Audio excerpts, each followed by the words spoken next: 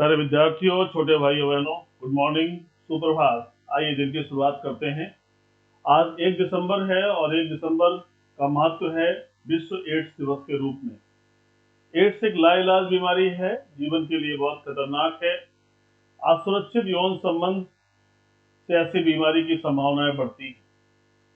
अभी तक कोई मेडिसिन नहीं बन पाई है, इसीलिए सबसे ज्यादा जरूरी है जागरूक होना और ऐसे क्रियाकलापों से अपने आप को दूर रखना।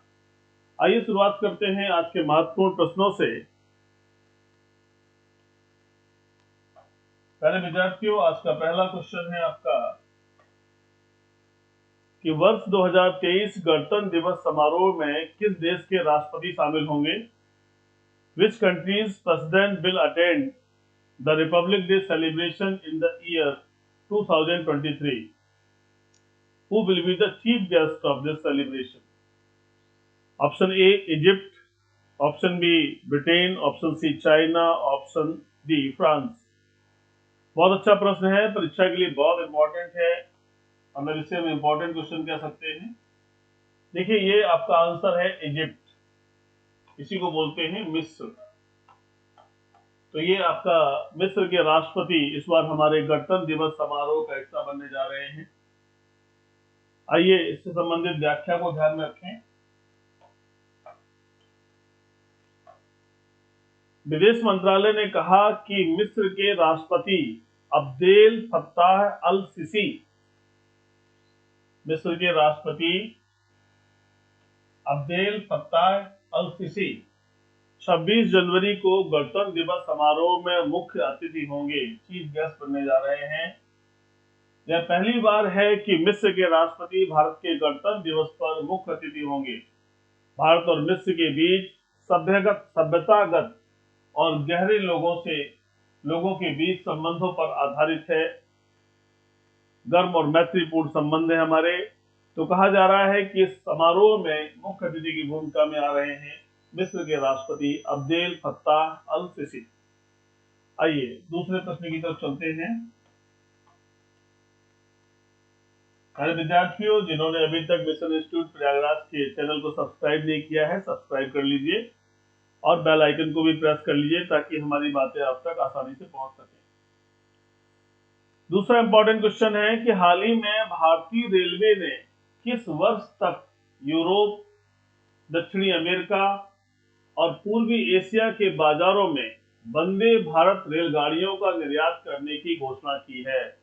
ध्यान दीजिएगा, भारतीय रेलवे ने क्या किया है, किस वर्ष तक पूछा जा रहा है। यूरोप को, दक्षिण अमेरिका को, पूर्वी एशिया को बाजारों में वंदे भारत रेलगाड़ी का निर्यात, याद करिएगा।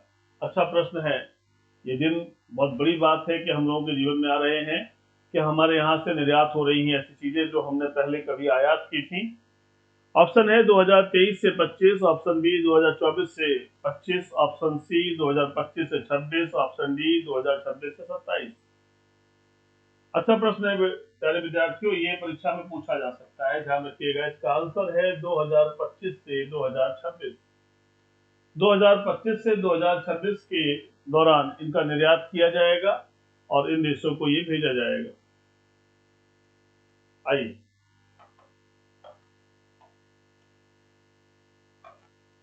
हाल ही में भारतीय रेलवे ने 2025-26 तक यूरोप, दक्षिण अमेरिका, पूर्वी एशिया के बाजारों में वंदे भारत रेलगाड़ियों का निर्यात करने की घोषणा की है।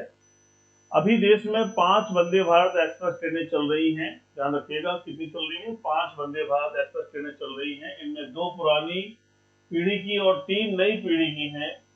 वंदे भारत, एक क्वेश्चन यहाँ से बनता है, पहली वंदे भारत एक्सप्रेस 2019 में नई दिल्ली से वाराणसी के बीच में चलाई गई थी।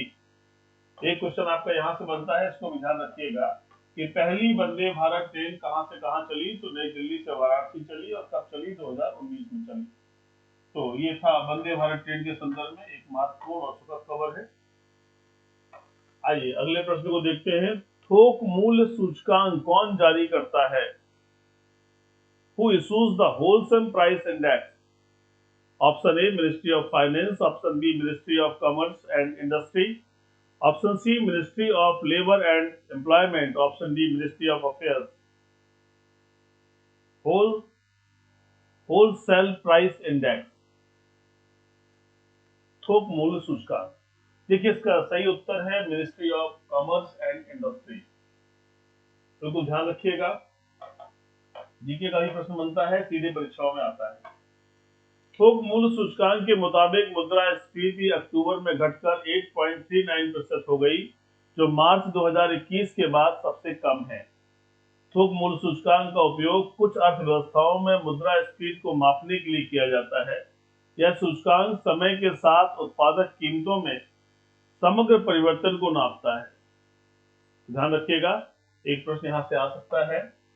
सारे विद्यार्थियों जिन्होंने अभी तक मिशन इंस्टीट्यूट को सब्सक्राइब नहीं किया है, प्लीज सब्सक्राइब कर लीजिए, बेल आइकन को प्रेस कर दीजिए और साथ ही साथ लाइक और कमेंट करके जरूर बताइए कि जो प्रश्न मैं आपको बता रहा हूँ ये कितने आपके लिए उपयोगी हैं, किस स्तर पर आपको अच्छा लगता है। क्योंकि मेरा ये मानना है कि ये प्रश्न आपको छोटी परीक्षाओं से लेकर, जिन्हें छोटी परीक्षा का मतलब एक दिवसीय परीक्षाओं से है, वहां से लेकर के आपके सिविल सर्विसेज तक परीक्षाओं में मिलेंगे आपको। आप इसका पेपर देखिएगा, क्वेश्चन आपको दिखाई पड़ेंगे। बहुत मेहनत करके, बहुत चीजों को कलेक्ट करके आप तक पहुंचाया जा रहा है।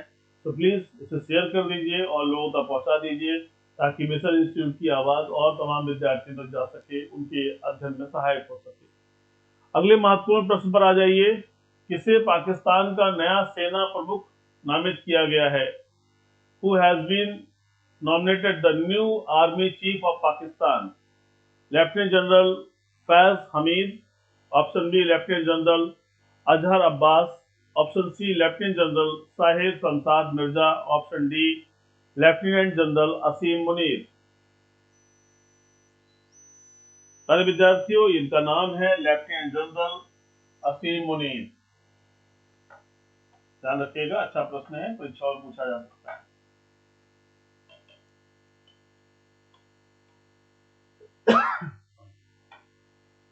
लेफ्टिनेंट जनरल असीम मुनीर को पाकिस्तान का नया सेना प्रमुख नियुक्त किया गया है।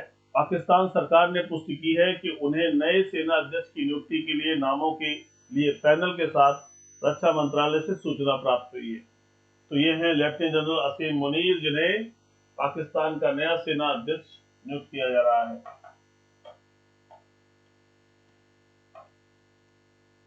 बहुत अच्छा प्रश्न आपके सामने आ गया। हाल ही में 5 वर्ल्ड कप में स्कोर करने वाले दुनिया के पहले खिलाड़ी कौन बने? 5 world cup. Recently, who became the first player in the world to score in 5 World Cups? Option A, Cristiano Ronaldo. Option B, Lionel Messi. Option C, Neymar. Option D, Anthony। सारे विद्यार्थियों, इसका सही उत्तर है क्रिस्टियानो रोनाल्डो। पुर्तगाल के खिलाड़ी है। बहुत अच्छा क्वेश्चन है ये, और इतिहास में पहली बार ऐसा हो रहा है कि कोई 5 वर्ल्ड कप खेला हो और हर जगह उसने गोल दागे हों। ऐसा महान खिलाड़ी अभी तक इतिहास में नहीं हुआ। आइए देखते हैं। पुर्तगाल के स्टार स्ट्राइकर और कप्तान क्रिस्टियानो रोनाल्डो ने इतिहास रच दिया है। वह फीफा वर्ल्ड कप के 5 संस्करण में गोल दागने वाले दुनिया के पहले खिलाड़ी बन गए हैं। ये पुर्तगाल के हैं और स्टार स्ट्राइकर हैं और कप्तान भी हैं, जिसे लियोनल मैसी, मैराडोना और पेले जैसे दिग्गज भी हासिल नहीं कर सके। रोनाल्डो इससे पहले 2006, 2010, 2014 और 2018 फीफा वर्ल्ड कप में भी गोल दाग चुके हैं। तो ये बहुत अच्छा प्रश्न है, परीक्षा के लिए इंपॉर्टेंट है। वन एंड ओनली नेम हो जाएगा कैप्टन क्रिस्टियानो रोनाल्डो। याद रखिएगा, फुटबॉल के इतिहास का एक बड़ा नाम। हाल ही में किसे फिक्की द्वारा लाइफ टाइम अचीवमेंट अवार्ड से सम्मानित किया गया है? Who has been recently honored with the Lifetime Achievement Award by FICCI, Federation of Indian Chambers of Commerce and Industry? Option A Rajendra Mittal, option B Arun Bansal, option C Rajendra Pawar, option D A और B दोनों। पहले विद्यार्थियों, बहुत अच्छा प्रश्न है, ध्यान दीजिएगा। इसका उत्तर है राजेंद्र पवार। अच्छा प्रश्न है। राजेंद्र पवार, फिक्की ने इन्हें लाइफ टाइम अचीवमेंट अवार्ड से सम्मानित किया है।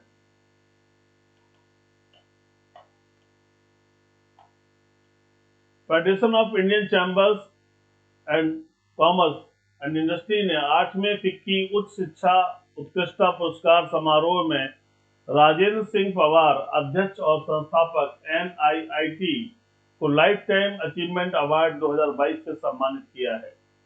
ये है राजेंद्र सिंह पवार, ये NIT के अध्यक्ष भी हैं। इन्हें लाइफ टाइम अचीवमेंट अवार्ड 2022 से सम्मानित किया गया है। यह पुरस्कार पवार को उनके अपार योगदान और शिक्षा के क्षेत्र में अनुकरणीय कार्य के साथ साथ IT प्रशिक्षण उद्योग बनाने के लिए मान्यता देता है। तो ये नाम है राजेंद्र सिंह पवार जी को, जिन्हें लाइफ टाइम अचीवमेंट अवार्ड से सम्मानित किया गया है। अरे विद्यार्थियों, जो भी मैं आपसे क्वेश्चन डिस्कस कर रहा हूँ, इसका PDF हमारे मिशन इंस्टीट्यूट प्रयागराज के नाम से टेलीग्राम पर चैनल है, जहां पर जाकर के आप इसे देख सकते हो, वहां से कलेक्ट कर सकते हो।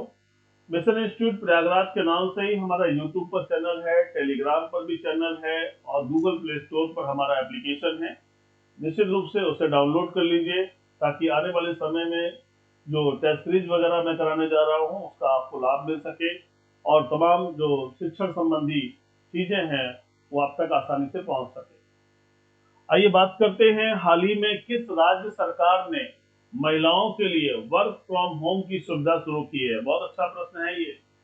किस राज्य सरकार ने महिलाओं के लिए वर्क फ्रॉम होम, जो कोविड के दौरान हमने देखा था, वैसी सुविधा प्रदान की है। Recently, which state government has started work from home facility for women? Option A Rajasthan, option B Madhya Pradesh, option C Kerala, option D Haryana. प्यारे विद्यार्थियों, इसका सही उत्तर है राजस्थान। ये बहुत बड़ी पहल है राजस्थान सरकार की, और ये परीक्षा के लिए बहुत इंपॉर्टेंट क्वेश्चन बनेगा, ध्यान रखिएगा। राजस्थान सरकार ने महिलाओं के लिए वर्क फ्रॉम होम की योजना शुरू की है, और ये निश्चित रूप से एक बहुत ही प्रभावी कदम होगा, क्योंकि महिलाएं अपने कार्य के प्रति पुरुषों की तुलना में ज्यादा डिवोटेड होती हैं और एक अच्छा मैनेजमेंट करती हैं, तो वो घर में रहकर शायद ज्यादा बेहतर कार्य कर सकती हैं। फिलहाल एक योजना है, इसके परिणाम तो बाद में ही आएंगे। राजस्थान सरकार ने महिलाओं के लिए वर्क फ्रॉम होम सुविधा शुरू की है, जिसमें निजी और सरकारी उपक्रम में नौकरियां मिलेंगी और घर बैठे काम कर पाएंगी। इसके लिए आवेदन भी शुरू हो चुके हैं। इस योजना के तहत 20,000 महिलाओं को नौकरी देने का लक्ष्य रखा गया है। 20,000 महिलाओं को, कहां पर? सरकारी और निजी दोनों की बात हो रही है। राजस्थान सरकार द्वारा शुरू की गई इस योजना का मुख्य उद्देश्य क्या है? प्रदेश की महिलाओं को घर से कार्य करने का अवसर प्रदान करना, उन्हें आर्थिक रूप से आत्मनिर्भर, स्वावलंबी और सशक्त बनाना। बहुत अच्छा ही उद्देश्य है। और ये देखिए क्या कहा जा रहा है, घर से काम करें, आर्थिक रूप से आत्मनिर्भर बने, स्वावलंबी बने और सशक्त बने। देखिए, महिला जब सशक्त होती है, मजबूत होती है, तो पूरा घर ही एक मजबूती की तरफ बढ़ने लग जाता है। और वो उनके लिए प्रॉब्लम ये है कि बच्चे होते हैं, घर परिवार होता है, मैनेज नहीं हो पाता। जॉब करना भी एक अपने आप में बहुत कठिन बात है। ऐसे में अगर वर्क फ्रॉम होम हो जाएगा तो उनके लिए एक अच्छा कदम होगा। वो उसमें समय निकाल करके सारी चीजों को बेहतर तरीके से कर सकती है। प्यारे विद्यार्थियों, आज का 8वां क्वेश्चन क्या है? हाल ही में 77% स्वीकृति के साथ विश्व के सर्वाधिक लोकप्रिय नेता कौन बने हैं?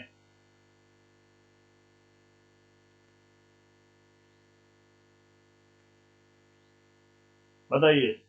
Option A Joe Biden, option B Narendra Modi, option C Jinping, option D Rishi Sunak.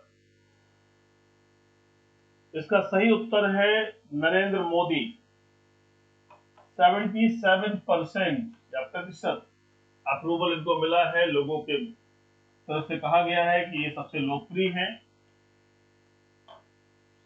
वैश्विक नेता अनुमोदन रेटिंग के अनुसार, ध्यान दीजिएगा, वैश्विक नेता अनुमोदन रेटिंग के अनुसार पीएम मोदी 77% अनुमोदन रेटिंग के साथ दुनिया के सबसे लोकप्रिय नेता बने हैं। सबसे लोकप्रिय, most popular leader of the world. US स्थित कंसल्टिंग फर्म मॉर्निंग कंसल्ट ने ग्लोबल लीडर अप्रूवल रेटिंग जारी की है। 22 विश्व नेताओं में अमेरिकी राष्ट्रपति जो बाइडेन 9वें स्थान पर हैं और इसके बाद ब्रिटेन के सुनाक जी हैं। तो ये बहुत बड़ी उपलब्धि है हमारे देश के लिए कि हमारे प्रधानमंत्री नरेंद्र मोदी जी 77% के साथ में पॉपुलर नेता आए हैं। और इसके बाद में Andres Manuel Lopez Mexico, Maria Draghi, Olaf Scholz और इस क्रम में तमाम लोग हैं। सबसे बड़ी बात है कि जो बाइडेन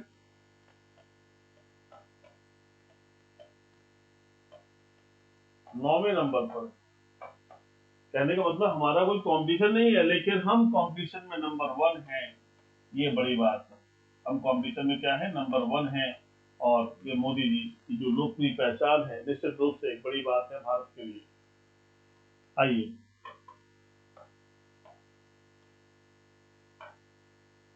आर्टिफिशियल इंटेलिजेंस पर वैश्विक भागीदारी की अध्यक्षता किस देश ने ग्रहण की है? Which country has assumed the chairmanship of the Global Partnership of Artificial Intelligence? Option A India, option B China, option C Japan, option D United States of America. ये भी बहुत बड़ी बात है और ये भी भारत के पक्ष में है। ये भी बहुत बड़ी बात है और ये भी भारत के पक्ष में है। आर्टिफिशियल इंटेलिजेंस के संदर्भ में भी हमें वैश्विक अध्यक्षता मिली है, ये ध्यान रखिएगा।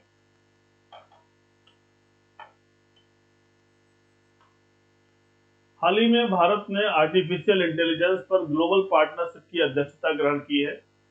भारत ने टोक्यो में निवर्तमान अध्यक्ष फ्रांस से जीपीएआई की अध्यक्षता हासिल की। जीपीएआई मानव केंद्रित विकास और आर्टिफिशियल इंटेलिजेंस के उपयोग का समर्थन करने के लिए एक अंतरराष्ट्रीय पहल है। ध्यान रखिएगा, ये अच्छा प्रश्न है। आर्टिफिशियल इंटेलिजेंस के लिए हमारी जो भागीदारी है वो हम अध्यक्ष के रूप में हमें अवसर मिला है, इससे पहले फ्रांस अध्यक्ष था। तो अगले महत्वपूर्ण प्रश्न पर आ जाएं। प्यारे विद्यार्थियों, जिन्होंने अभी तक मिशन इंस्टीट्यूट प्रयागराज को सब्सक्राइब नहीं किया है, जरूर सब्सक्राइब कर लीजिए और शेयर भी कर दीजिए ताकि अन्य विद्यार्थियों तक हमारी चीजें पहुंच सके। आइए अगले क्वेश्चन की तरफ देखते हैं। वैश्विक स्तर पर व्यावसायिक रूप से उपलब्ध पहली आनुवांशिक रूप से संशोधित खाद्य वस्तु थी। The first genetically modified food item commercially available globally was potato, mustard, tomato, brinjal. GM genetically modified,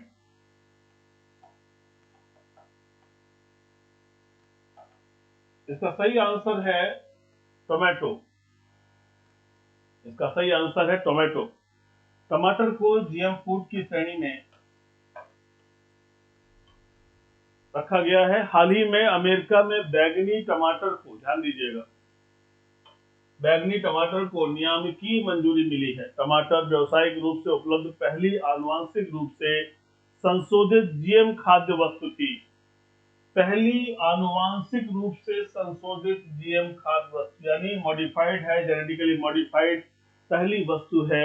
इसका आविष्कार 1994 में अमेरिका में किया गया था। जीएम एक ऐसी तकनीक होती है जिसमें किसी जीव के जीनोम में डीएनए डाला जाता है, यानी हम उसे पूरी तरह से मॉडिफाइड करते हैं, उसके क्वालिटी पर, उसकी चीजों पर हम ध्यान देते हैं।